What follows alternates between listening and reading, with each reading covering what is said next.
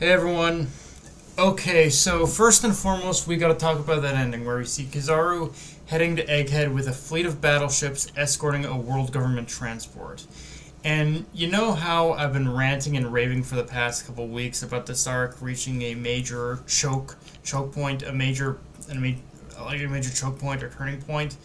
Well, this is that turning point. The moment where a very powerful, and I do mean powerful, government official made his appearance on the printed page of this arc, which in itself is the exact point where the story of Egghead completely flips the table on everything. Like, in no uncertain terms, this is the arc where we will truly understand just how insurmountable a force of nature and power the government truly is. Like, everything we saw in Water 7, Ennis Lobby, Marie Joie, everything you think you know about us seeing like the peak of the government's power, forget it.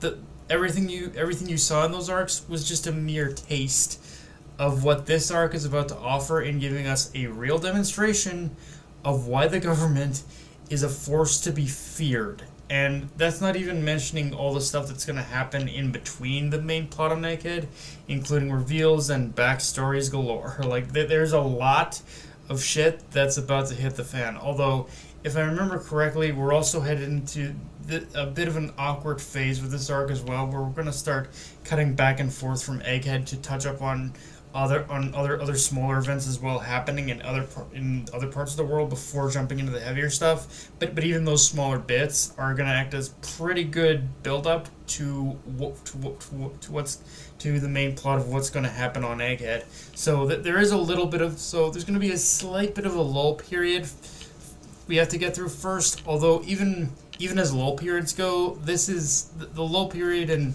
Egghead is still one of the better lull periods we've had with One Piece.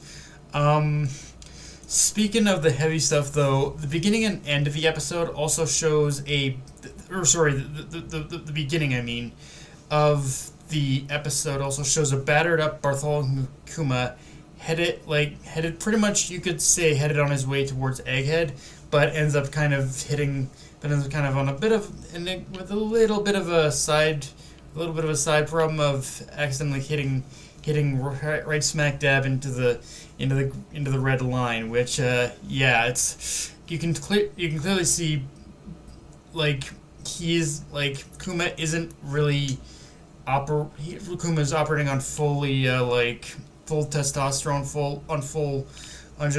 full instinct here. He's not thinking clearly. His mind is very much scrambled, and he's just, everything he's doing right now, it's operating on that pure instinct, just like it was at Marie Joie. So this is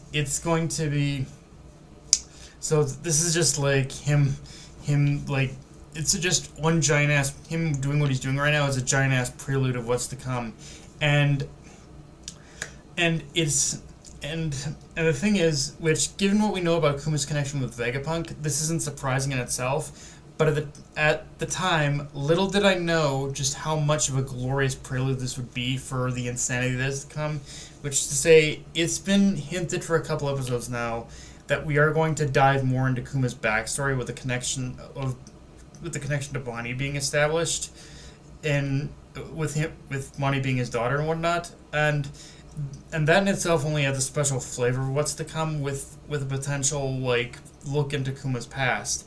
But the thing is, and this is where I'm really gonna sound like I'm overly dick sucking this arc, the way the reveals of Kuma's past are handled in this arc are, in my mind, nothing short of masterful.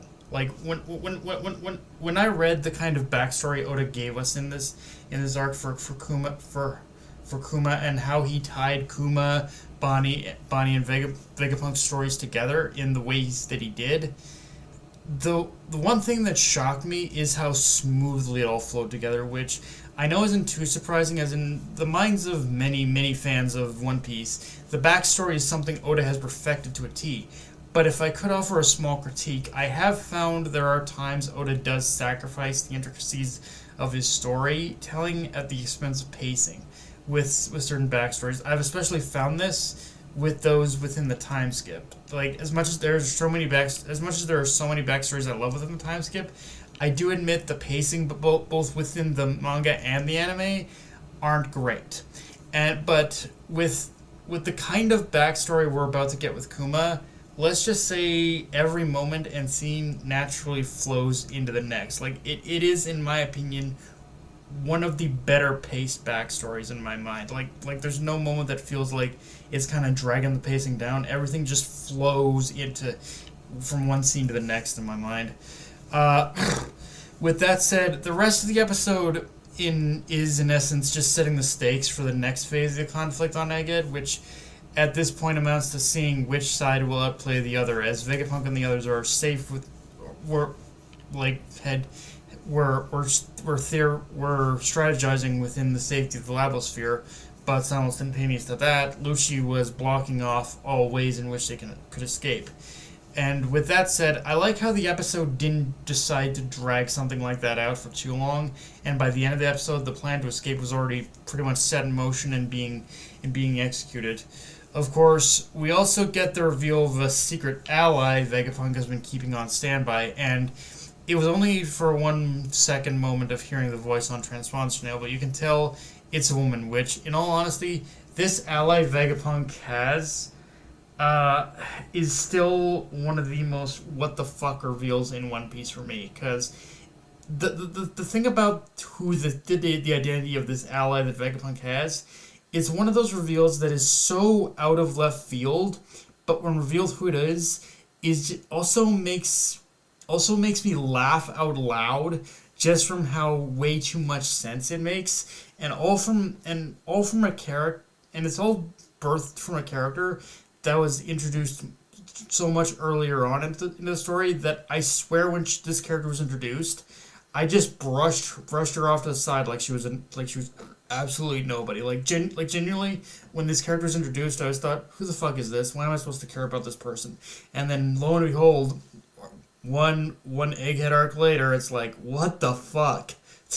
Like, yeah, it had that kind of effect on me. And